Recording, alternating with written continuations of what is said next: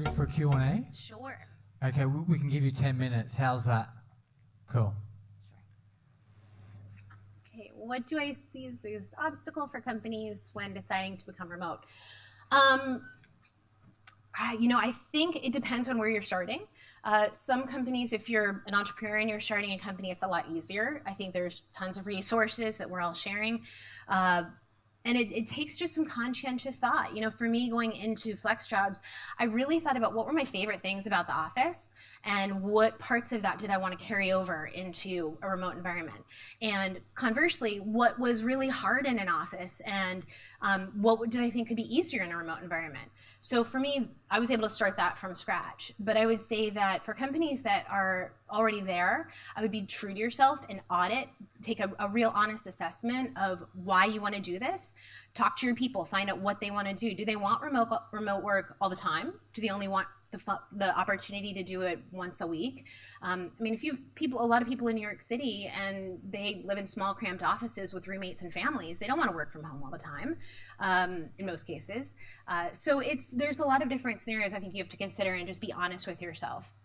And then probably a follow-up to that is getting management and leadership buy-in. You have to make sure that it does come from the top.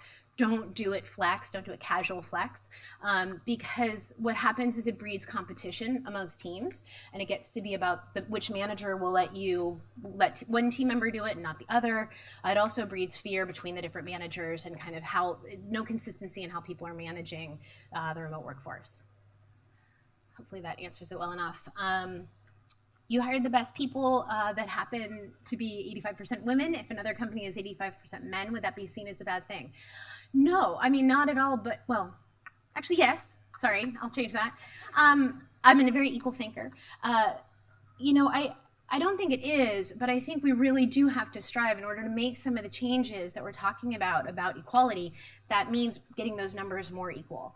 And the beautiful thing about remote work, as I've hopefully outlined decently well, is that it really supports much more the flexibility and sustainability that women need and that workforces, and not just women, men too. We have a lot of men on our team and men who actually come to me, especially leaders of corporations, who kind of always think that this is just a nice, warm, fuzzy concept for their workers, a nice little benefit for them, until they have something hard that hits their life, until they have a child that gets sick, or their mother is sick, or some usually fairly traumatic situation. And when that happens, we start to realize that remote work and work flexibility is something that everyone wants and needs at some point in their lives. This is not just a luxury. I could go on and on some of the different benefits of remote work when it comes to security issues in a company or to emergency preparedness. But there's a lot of different benefits that companies should think of. But getting more women, as I've outlined, having a diverse talent pool in your company and different kinds of thinkers can really help your company be more successful if you want that 15% financial increase that McKinsey promises.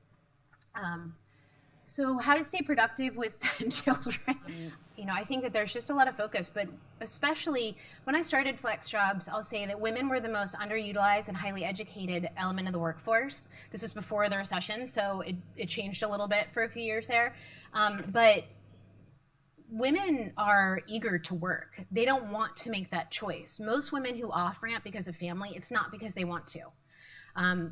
Or financially should, honestly. It's because the cost of childcare is such that it's almost more expensive to work than it is to not work, because you're paying so much for childcare, at least in the US, and I can go all day long bashing that system. But so I think that, women, really good audience pool that you should look at, and having part-time and flexible schedules particularly are really helpful for that.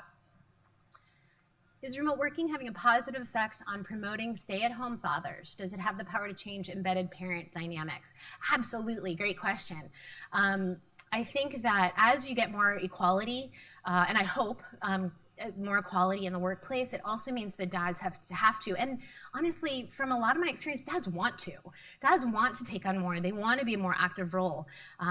I think it was Pavlov's theory that you were talking about earlier. The more you have learned behavior where the mom does everything, the dad backs off.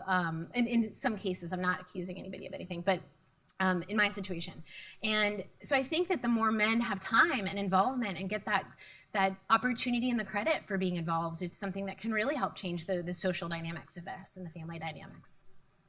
And actually, I'll add one more thing on that.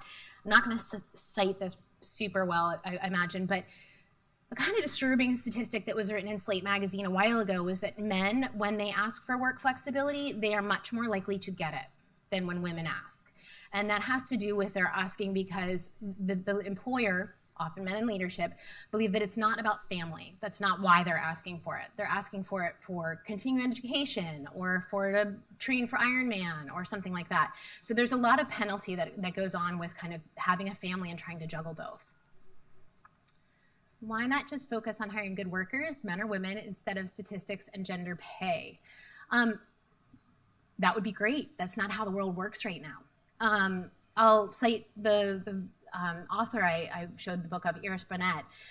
One of the studies that she's done that's gotten a lot of awareness is they worked with a symphony, and I can't remember which symphony offhand, but they looked at the gender equity of all, particularly the lead roles in the different instruments, and they're predominantly male.